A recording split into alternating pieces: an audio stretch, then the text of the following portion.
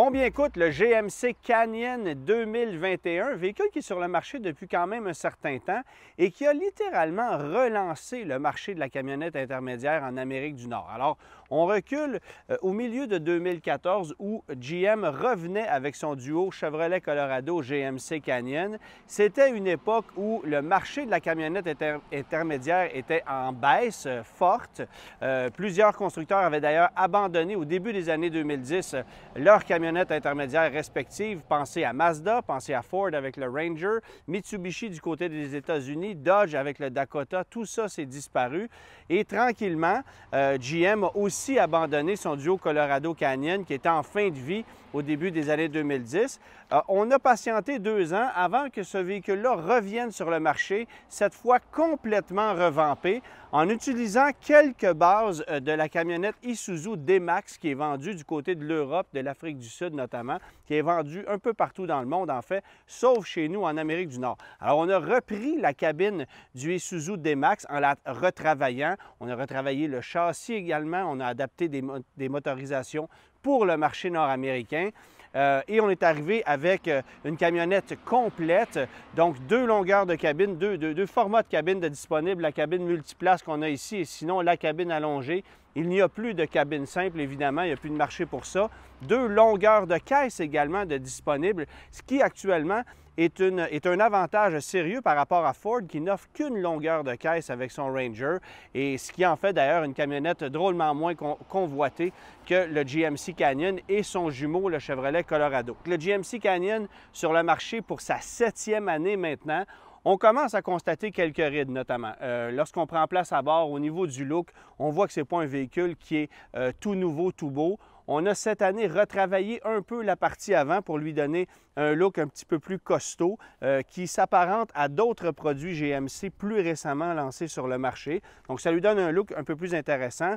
Et une des nouveautés, évidemment, pour 2021 aussi, c'est l'arrivée d'une version AT4. Donc, on sait que AT4, c'est une version qui est de plus en plus prisée chez différents modèles de la famille GMC. Et on cible, évidemment, des acheteurs qui souhaitent avoir un véhicule un peu plus aventurier, avec des capacités hors route un peu supérieures. Ce que vous allez avoir, par exemple, avec la camionnette AT4, c'est une suspension tout-terrain conçue pour ça, des pneus Goodyear Wrangler 31 pouces. Ça vient uniquement, soit dit en passant, la version AT4 avec la cabine multiplace comme ça, et vous avez l'option des 2 longueurs de caisse, évidemment. Alors, GMC Canyon, un autre point intéressant qu'il faut mentionner, 3 motorisations disponibles. C'est le seul véhicule de ce segment à offrir un choix de 3 motorisations. Si vous allez pour les versions de base, un 4 cylindres de 2,5 litres qui fait 200 chevaux et 191 livres-pieds de couple est disponible. La grande majorité des camionnettes qu'on retrouve sur le marché sont dotées du V6 de 3,6 litres qui fait 308 chevaux quand même, jumelant une boîte automatique à 8 rapports. C'est ce qu'on a ici dans le modèle d'essai. Et vous pourriez aussi opter pour un moteur diesel, le 4 cylindres diesel Duramax de 2,8 litres. C'est un moteur Isuzu, un moteur qui produit 181 chevaux, mais 369 livres-pieds de couple, c'est quand même pas rien. Et donc une mécanique très intéressante, mais qui demande un prix supplémentaire dans le cas de la version AT4 de 5 465 $. Donc c'est une option quand même assez coûteuse qu'on ajoute sur le véhicule pour économiser environ 2,5 litres au 100 par rapport au moteur V6. Évidemment, le carburant diesel vient aussi avec son lot de complexité. L'entretien est plus cher, vous devrez utiliser du liquide duré et les prix sont plus stables par contre. Alors, le prix du carburant est plus stable et actuellement, le carburant diesel est moins cher que l'essence régulière. Alors ça, pour l'instant, c'est un avantage. Mais peu de gens vont opter pour le diesel parce que pour rentabiliser l'achat du moteur diesel, il faut énormément rouler. Et pas besoin de vous dire qu'en période de COVID, les gens roulent beaucoup moins. Donc le moteur V6, c'est un moteur fiable, c'est un moteur éprouvé. On sait que ça fait du bon boulot. Ça roule à peu près à 12 litres au 100 en moyenne. Donc c'est le moteur à choisir selon moi dans le GMC Canyon. Version AT4 qui est intéressante. Vous avez une panoplie de versions SLE, SLT avec d'innombrables options, pas besoin de vous le dire. Et au sommet de la gamme, la version Denali qui, elle, va vous offrir un niveau de luxe surprenant. Ce n'est pas une des versions les plus populaires chez le GMC Canyon parce que rares sont ceux qui vont s'acheter un Canyon pour profiter d'un certain confort et d'un certain luxe parce que ce n'est pas un véhicule particulièrement confortable. Certes, plus confortable que le Toyota Tacoma, qui est son rival principal, qui lui nous brasse la cage sérieusement. Donc à ce niveau-là, il y a un petit avantage, mais ceux qui cherchent du confort chez GMC vont choisir assurément un Sierra, qui est un véhicule beaucoup plus polyvalent, mais plus imposant également. Vous l'aurez constaté, l'habitacle, ce n'est pas ce qu'il y a de plus moderne, je le disais un peu plus tôt. Les rides se font surtout sentir à bord du GMC Canyon, où là, les éléments de design commencent à vieillir sérieusement. Ça date d'une autre époque, le petit écran central. Par contre, au côté ergonomique, c'est impeccable, on n'a rien à dire.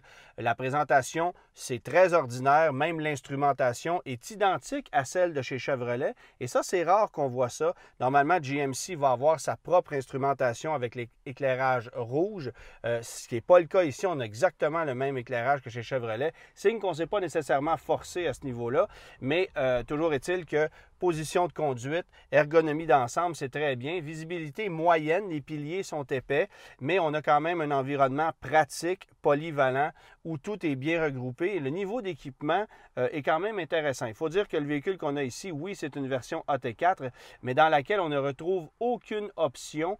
Donc, pas de toit ouvrant, pas de système audio supérieur. Et vous voyez que l'ensemble est quand même assez généreux pour un véhicule d'à peine 40 000 $. Donc, finition qui est correcte, présentation qui est correcte, mais c'est clair que ça commence à vieillir. Et côté habitabilité, c'est plus intéressant que chez Toyota, clairement. Toyota, le seuil de plancher est élevé, le dégagement à la tête est moins intéressant que ça. Et c'est probablement le Colorado actuellement, la camionnette du genre qui va vous offrir le niveau de confort le plus acceptable. Il faudra attendre toutefois de voir arriver la nouvelle camionnette Nissan Frontier qui va débarquer un peu plus tard cette année, mais pour l'heure, je pense que c'est le véhicule qui est capable de vous offrir le confort le plus intéressant. Évidemment pas dans la version AT4, puisque comme on a une suspension conçue pour le hors-route, ça brasse un peu plus que les autres versions. On a aussi des pneus conçus pour le hors-route. Alors ça joue sur le confort. Mais de façon générale, au niveau de la cabine et de l'insonorisation, c'est probablement ce qu'on retrouve de mieux actuellement. Sauf, bien sûr, si vous considérez une camionnette comme le Ridgeline, qui n'est pas un camion authentique sur châssis indépendant comme le GMC Canyon, mais qui va vous offrir un niveau de confort et de polyvalence nettement supérieur à ce qu'on a ici, du moins pour une famille. Parce que si on veut remorquer, bien là, on est pas mal mieux équipé avec le véhicule dans lequel je me trouve présentement. En fait, la capacité de remorquage est à 7600 livres. Donc, on est nez à nez avec le Jeep Gladiator qui est celui qui remorque le plus dans le segment avec 7650 livres sur papier. Alors, l'écart est minime. C'est capable de remorquer considérablement ce véhicule-là. On a des freins qui sont efficaces pour le faire aussi, puis on a une mécanique qui est réputée. Alors ça, c'est bien. Alors, encore une fois, je le rappelle, un habitacle qui est plus polyvalent que la moyenne, mais qui commence à montrer des signes d'âgisme sérieux. Maintenant, combien ça coûte un GMC Canyon 2021? Une échelle de prix qui est quand même plus raisonnable que ce qu'on propose du côté de chez Toyota parce que le prix d'entrée, tenez-vous bien, transport et préparation inclus, est à 30 948 $.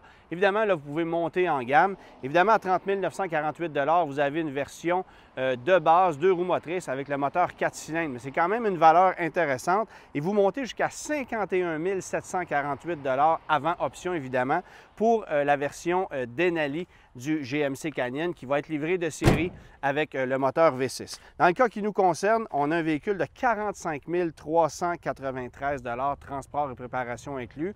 C'est la version ET4 sur laquelle on ne retrouve pratiquement aucune option. En fait, tout ce qu'on a ici comme option, c'est l'ensemble remorquage, 295 $ et la caisse avec qui est pulvérisée d'un enduit évidemment protecteur. Ça, c'est 550 $ l'option. À croire qu'il y a des gens qui ne prendront pas cette option-là, c'est un peu curieux. Mais bref, c'est la seule option qu'on a avec l'ensemble remorquage sur ce véhicule-là. Si vous vouliez opter pour la caisse longue, c'est une option de 600 $ seulement, donc c'est dérisoire. Et évidemment, comme je le disais, 5 465 $ pour le moteur diesel.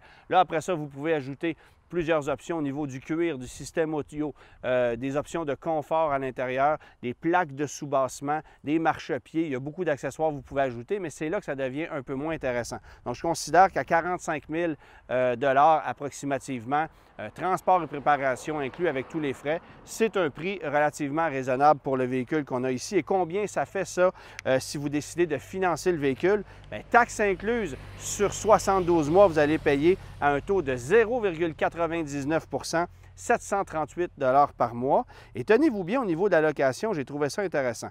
Le taux est à 4,9 le taux de location, donc c'est très élevé, mais la valeur résiduelle est tellement forte que le paiement de location est à 605 $ par mois sur 48 mois, malgré le taux très élevé, ce qui prouve que le résiduel est très élevé et donc que ce véhicule-là est un produit qui se revend d'un claquement de doigts à très haut prix. Et c'est vrai parce que sur le marché d'occasion actuellement, ces véhicules-là valent leur pesant d'or, sont très recherchés par les acheteurs. Alors, un choix intelligent dans le segment, un choix intéressant, mais évidemment, il faut y aller mollo avec les options. Et il faut savoir aussi que la version AT4 qu'on met à l'essai aujourd'hui, version qui est une nouveauté en 2021, c'est à mon avis un des modèles les plus alléchants de toute la gamme du GMC Canyon. Un mot en terminant sur le Chevrolet Colorado ZR2, évidemment une version de haute performance qui n'a pas d'équivalent du côté de chez GMC. C'est voulu, Chevrolet souhaite en faire un véhicule plus niché.